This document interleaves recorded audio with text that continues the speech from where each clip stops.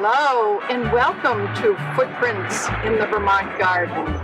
Today we're here in Manchester, Vermont at Gringo Jack's restaurant, and you're going to see why I've chosen it. It's a garden that I've watched for years and love.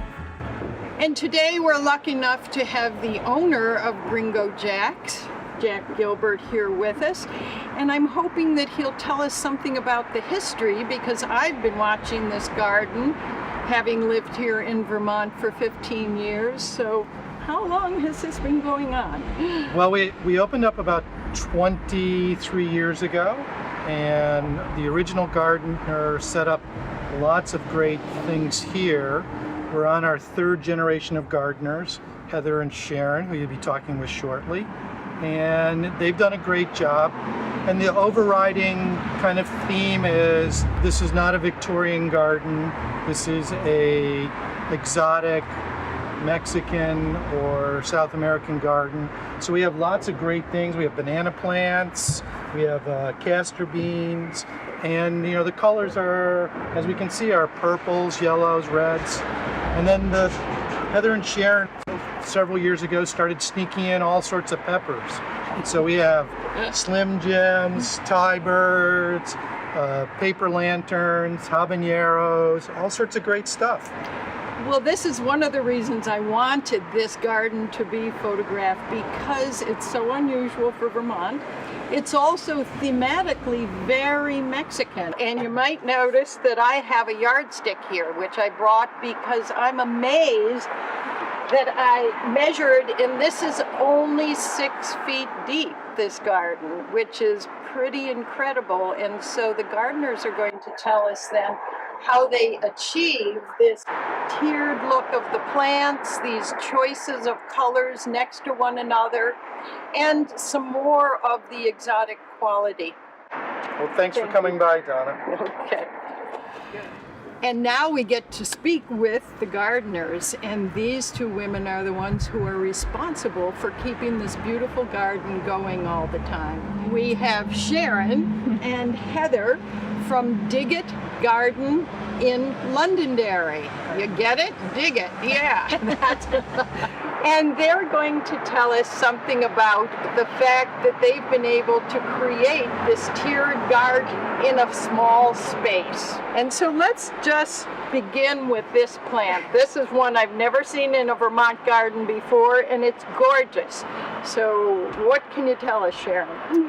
Well, this is a new variety of zinnia called Inca. The fellows at Clearbrook actually provided this for us. So yeah, this is an exceptionally new and exciting You'll see more variety. of it next year, I'm sure. So, well, and also then they knew that you have this theme going, and so Inca certainly fits well. Yes. And now this one behind us is another interesting one. If you can, maybe you can tell us. This is a perennial. It's called Persicaria, and it blooms, I want to say, from June Yes. and into September. Super reliable. Very dependable. Very dependable. Great backdrop plant. Do you have that happen more often than might happen in other Vermont gardens? I think so, and this is an exceptionally hot site. The castor beans usually we plant in 2 colors. There's a green one and a solid red one.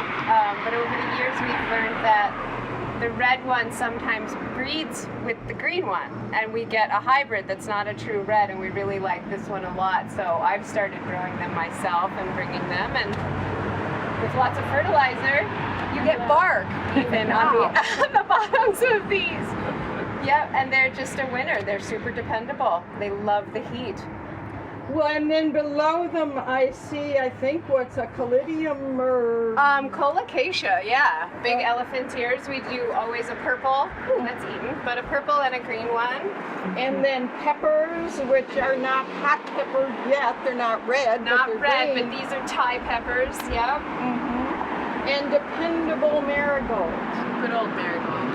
And once again then about the tiers, the fact that you have your low, your medium, your tall, all in this very shallow space. How much planning does that take? In the beginning, a lot of Yes. planning. Over the years, it's just natural for us. And we plan most of it, aside from the colors, in the greenhouse when we're buying our plants. Yeah.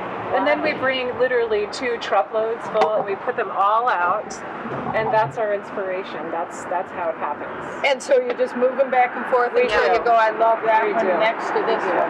Yeah. And we've been doing it for so long, and we work so well together. Well, of course, another highlight of this garden are the banana trees. And so who wants to talk about what you have to do to grow bananas in Vermont? Now, these banana trees are not your usual Vermont plant, and yet they're absolutely gorgeous, and you can visit them here at the restaurant in this peak time of the summer, and that's why we had to be here now. They're so beautiful, and then they're going to move. So for the longest time, after we planted these, we didn't know you could cut them. We would bring them in the back of a tractor trailer full, and then we learned you could top them. And so that's what we do. We top them to just a stalk. And then we take them to Meadowy Valley Nursery in Dorset, where they house them for us. And then we dig them with a crew of volunteers over the years. We've had people from the kitchen come out and help us. We dig a hole to China and we put these in. And we're just lucky they do so well. About 5 years ago, we actually got bananas. I was going to say, have you ever? They were little tiny things. Little red ones, but it was very exciting. And we think actually that they may have come, because one of these too is the original plant and has produced babies. So we think that the smaller plant that produced the baby bananas may have actually been like a Vermont native banana tree. Wow. Not native, I guess, but anyhow. Well, now I have read that there is one hardy banana. I have read that too. Yeah. Maybe for Bennington. Well, we all know that a lot of what happens in gardening is all of the work that it takes in order to achieve. So let's hear something about what these plants, some of them quite exotic, others quite common, what do they require as far as your gardening on a seasonal basis here? Well, we must say, first of all, that Jack so graciously allows us to spend so much time caring for these plants. But we are here 3 days a week, watering, we fertilize, we use no chemicals, not to mention, just overall deadheading and maintenance. And so you're watering, there isn't a watering system, you're individually watering. Right. Some plants don't like water on their leaves, some do, so you have to kind of know what you're doing. And it looks as if I see dahlias here, so you have a lot of things that you're introducing the canis to, tubers and things. And so how early in the spring do you begin with this garden? Memorial Day. Memorial Day. Yeah, Okay. and sometimes that's even early. The interesting thing about this garden is that we go through Columbus Day, and quite often we end up taking the entire thing down just because of the bananas. Like, it's really full. It's true. Yeah. Well, I see down there your asters haven't even begun, Right. and so that you also have things timed so that you're going to have good coloration. Yes. That's a lot of planning. It is. It is. Yeah, that's it. And you're doing such a beautiful job. Thank you. Yeah, Thank you. I really Thanks. appreciate it. And like I have said before, but I'll say again, this is not your usual Vermont garden. No. No.